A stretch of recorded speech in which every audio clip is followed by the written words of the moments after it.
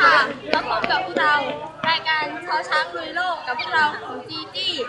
วันนี้เราจะพามาเยี่ยมชมอุทยาน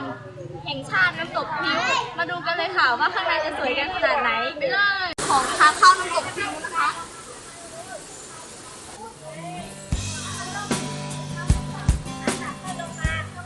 เยี่ยมชมน้ำตกพริ้วนะคะเรามาไหว้ศาลเจ้าพ่อกันก่อนนะคะ